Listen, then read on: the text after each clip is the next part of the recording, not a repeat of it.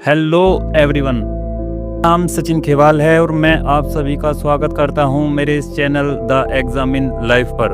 अगर आप चाहते हैं कि आपका काम बेहतर हो, आप अच्छे रिलेशनशिप बनाना चाहते हैं, साथ ही आप चाहते हैं कि लोग आपको ज़्यादा से ज़्यादा पसंद करें, आपकी कंपनी एंजॉय करे, तो आपको यह book how to win friends and influence people written by Dale Carnegie का यह बुक जरूर पढ़ना चाहिए और इसके नोट्स बना के मल्टीपल टाइम इस बुक्स को रिवाइज करें, क्योंकि इस किताब में कई ऐसे लेसन्स बताए गए हैं जो आप अगर अपनी लाइफ में अप्लाई करेंगे, आप अपनी लाइफ बहुत बेहतर बना सकते हैं। अगर आप इस किताब में बताए गए लेसन्स को सच में यूज करेंगे तो आप अपनी पर्सनैलिटी को ओवरहोल कर पाएंगे, बेहतर बना पाएंगे। यह बुक सभी के लिए इम्पोर्टेंट है, चाहे वह मैरिड हो, सिंगल हो, लीडर हो, फॉलोअर हो, स्टूडेंट हो, बिजनेस ओनर हो, एंटरप्रेन्योर हो, कोई भी पढ़ सकता है और इससे लाभ ले सकता है। इस दुनिया में किसी को भी इन्फ्लुएंस करना एक आर्ट है। जो प्रिंसिपल इस किताब में बताए गए हैं वह आपको यह आर्ट सीखने में मदद करेंगे। इस किताब में बताई गई बातों को जानकर आप न सिर्फ लोगों का इन्फ्लुएंस करने की कला सीख सकते हैं, बल्कि इन प्रिंसिपल्स को यूज करके आप अपना कॉन्फिडेंस भी बढ़ा सकते हैं।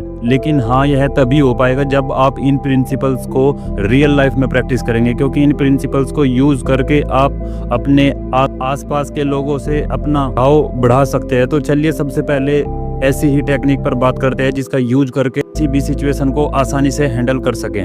तो प्रिंसिपल 1, डोंट क्रिटिसाइज, कंडेम और कंप्लेन। मतलब आपको लोगों को कड़वे या तीखे शब्दों से आलोचना या फिर बुराई नहीं करनी चाहिए। इस किताब का सबसे पहला प्रिंसिपल हमें बताता है कि किसी इंसान की बुराई करने से पहले उसे समझने की कोशिश करनी चाहिए। मतलब हमें समझना चाहिए कि वह आदमी जिस तरह का बर्ताव कर रहा है वह क्यों कर रहा है। जब आप लोगों की बुराई करने की जगह उनकी स्थिति समझने की कोशिश करेंगे तो तब यह चीज आपके लिए ज्यादा फायदेमंद साबित होगी, क्योंकि ऐसा करने से न सिर्फ आप दूसरे को समझ पाएंगे बल्कि अपने अंदर की सहनशीलता को भी बढ़ा पाएंगे। द ग्रेट अब्राहम लिंकन ने भी इसी प्रिंसिपल को फॉलो किया था। अब्राहम लिंकन अपना एक्सपीरियंस शेयर करते हुए बताते हैं कि पहले वह अपने विरोधियों को सबके सामने आलोचना किया करते थे। इसकी वजह से एक बार एक विरोधी ने लिंकन की बात सुनकर उसे तलवार से मारने की धमकी दी थी। वह काफी डर गए थे और इस घटना के बाद उन्होंने डायरेक्टली किसी को भी क्रिटिसाइज नहीं किया, किसी की भी आलोचना नहीं की। यहाँ तक कि वह दूसरों को भी यही सलाह देते थे कि वह भी किसी की बुराई न करे, किसी की आलोचना न करे। Principle 2, give honest and sincere appreciation.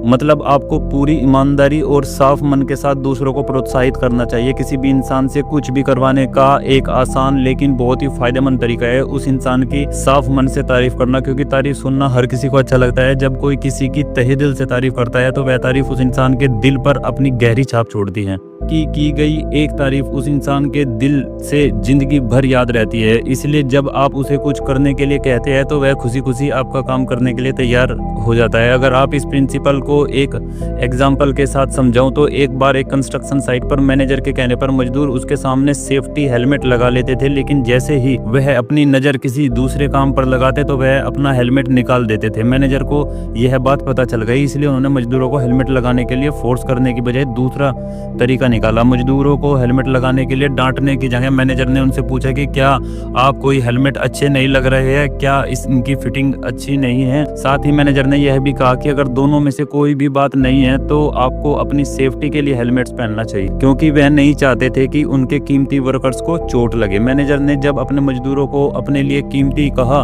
तो मैनेजर की बातों को सुनकर मजदूरों ने रोजाना हेलमेट पहनना शुरू कर दिया और मैनेजर की यह तरकीब काम आई। पल 3, arouse in the other person an eager want. तब आपको दूसरे व्यक्ति के मन में उत्सुकता जगानी होगी। किसी भी काम को करवाने का सबसे अच्छा तरीका यही है कि उस काम के लिए उस दूसरे को मोटिवेट करें। मान लीजिए आपके दिमाग में कोई बहुत ही अच्छा आइडिया आया है और आप चाहते हैं कि यह आइडिया पर दूसरे भी काम करें, तो आपको यह दूसरों के सामने ऐसे पेश करना है जैसे यह उनका आइडिया है, जिससे उन्हें यह बिल्कुल महसूस न हो कि वह आइडिया आपका है, बल्कि उन्हें यह आइडिया अपना लगे। मतलब आपको अपने आइडिया को लोगों के दिमाग में पूरी तरह घोल देना है, जिससे वो आपके आइडिया को अपना समझकर उस आइडिया को काम करने के लिए पूरी तरह से खुद को झोंक दे। बहुत से सक्सेसफुल लोग इस साइकोलॉजी का इस्तेमाल करके अपने प्रोफेशनल लाइफ में अचीव करते हैं। इस प्रिंसिपल को समझने के लिए डेल कार्नेगी अपना एक एक्सपीरियंस शेयर करते हैं। वह कहते हैं कि Brooklyn institute of arts and science के ब्रिलियंट स्टूडेंट्स के लिए एक बार अच्छे ऑथर्स को बुलाकर एक लेक्चर ऑर्गेनाइज किया गया, लेकिन प्रॉब्लम यह थी कि सारे ऑथर्स अपने काम में काफी ज्यादा बिजी थे। इसलिए डेल कार्नेगी ने 150 स्टूडेंट्स के साथ मिलकर खत लिखा कि उन्होंने उन टीचर्स को भेज दिया जिन्हें कार्नेगी लेक्चर में बुलाना चाहते थे। तो ऑथर्स को यह लेटर मिली, वह अपना देश छोड़कर ब्रुकलिन चले आए। ऐसा इसलिए हुआ क्योंकि उस लेटर में 150 स्टूडेंट्स ने साइन किए थे और लेखकों से यह विनती की थी अगर वह यहाँ आकर उन्हें सिखाएंगे तो उनके लिए बहुत गर्व की बात होगी। इस तरह का लेटर पढ़कर तो कोई भी पिघल जाएगा। लेखकों के साथ भी कुछ ऐसे ही हुआ। तो कुछ प्रिंसिपल जिनकी मदद से आप अपने आसपास के लोगों को आसानी से हैंडल कर सकते हैं। आप इस बात को बिल्कुल भी नज़रअंदाज नहीं कर सकते कि लोगों को अक्सर ऐसे लोग पसंद करते हैं जो उन लोगों को काम करने को कहते हैं जिनसे वह बहुत पसंद करते हैं। तो चलिए आगे के प्रिंसिपल में हम जानते हैं कि आखिर ऐसा क्या करे जिससे दूसरे लोग हमें पसंद करें। Principle 4, became genuinely interested in other people. मतलब आपको पूरे दिल से लोगों को में इंटरेस्ट लेना शुरू करना है। अगर आप चाहते हैं कि दूसरे लोग आपको पसंद करें और आप अच्छे लोगों से दोस्ती बनाना चाहते हैं तो आपको हमेशा इस प्रिंसिपल को ध्यान रखना चाहिए। पूरे दिल से दूसरों में इंटरेस्ट लेने का मतलब है कि अगर आप चाहते हैं कि वह इंसान आपका सच्चा दोस्त बन जाए, सच्चे दिल से उसके बारे में सोचना शुरू कीजिए, उसे अपना कीमती वक्त दीजिए, क्योंकि सच्ची दोस्ती काम करने के लिए आपको स्वार्थ के बीच में नहीं ला सकती। क्योंकि जब सेल्फिशनेस सामने आती है तो सच्ची दोस्ती कभी नहीं रहती।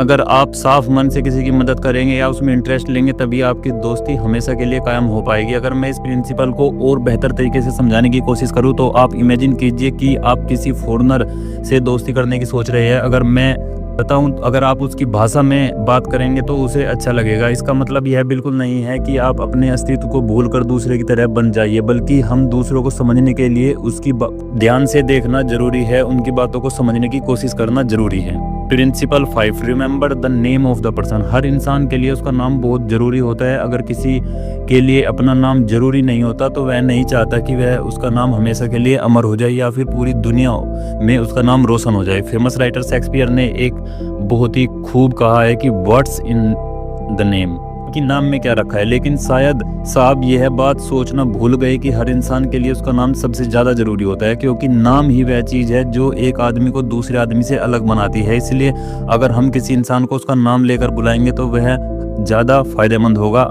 आपने ज्यादातर इस बात को नोटिस किया होगा कि जो लोग ऊंचे पद पर होते हैं वह अपने से नीचे काम कर रहे लोगों का नाम याद नहीं रख पाते। लेकिन अगर आप एक अच्छा लीडर बनना चाहते हैं तो आपको अपने से नीचे पद पर काम करने वाले लोगों के नाम याद रखने चाहिए। दुनिया में बड़े बड़े महान बिजनेसमैन जैसे टाटा इस बात को भली भांति समझते थे और वह इस प्रिंसिपल को फॉलो भी करते थे।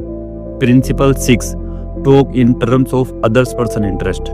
दूसरे इंसान की पसंद के हिसाब से बातें करें। अगर आप चाहते हैं कि आप किसी इंसान को लंबे समय तक बिना बोर हुए बात कर पाए तो यह प्रिंसिपल आपको जरूर ध्यान रखना चाहिए, क्योंकि जब आप प्रिंसिपल को ध्यान में रखकर अपनी बातचीत शुरू करेंगे तो आपको पता भी नहीं चलेगा कि कैसे अपने आप इतनी लंबी बातें आपने कर ली। हम लोगों की आदत होती है जब हम किसी इंसान से पहली बार मिलते हैं हम उनसे अपने ही बारे में बातें करने लगते हैं, जो कि बात करने का एक बहुत ही गलत तरीका है। इसलिए जब भी आप किसी नए व्यक्ति से मिलें तो आपको अपनी बात कहने के साथ साथ सामने वाले की बातों को सुनने पर भी ध्यान देना चाहिए। लिटरेचर के प्रोफेसर विलियम लियोन जब 10 साल के थे तब उनकी आंटी के घर में एक आदमी उनकी आंटी से मिलने के लिए आया था।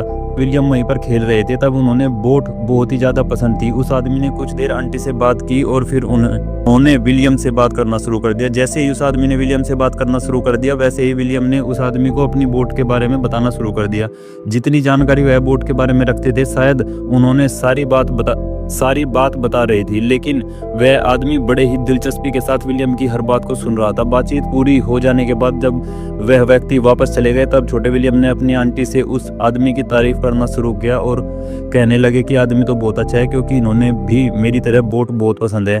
विलियम ने ऐसा कहने पर आंटी ने उसे रोका और कहा कि विलियम, यह अंकल न्यूयॉर्क में एक लायर है और इन्हें बोट बिल्कुल भी पसंद नहीं, लेकिन तुम इतने मन से बता रहे थे अपनी बात कि वह तुम्हारी बातों को सुनने के लिए और रोक नहीं पाए, और ऐसा इसलिए है क्योंकि यह एक जेंटलमैन आदमी है। विलियम लियोन की कहानी हमें सिखाती है कि हमें हमेशा अपने बारे में ही बात नहीं करनी चाहिए, बल्कि कई बार हमें दूसरों की बातों को भी सुनना चाहिए कि आखिर वह कहना क्या चाहते हैं, क्योंकि दूसरों को समझने के लिए बहुत ही अच्छा तरीका है। तो इस किताब में बताए हुए इन प्रिंसिपल को यूज करके कोई भी इंसान आसानी से किसी को भी इन्फ्लुएंस कर सकते हैं। यह बुक मेरा one of the favourites book है। सभी मल्टीपल टाइम इस बुक्स को सुनिए, प्रिंसिपल्स को यूज कीजिए।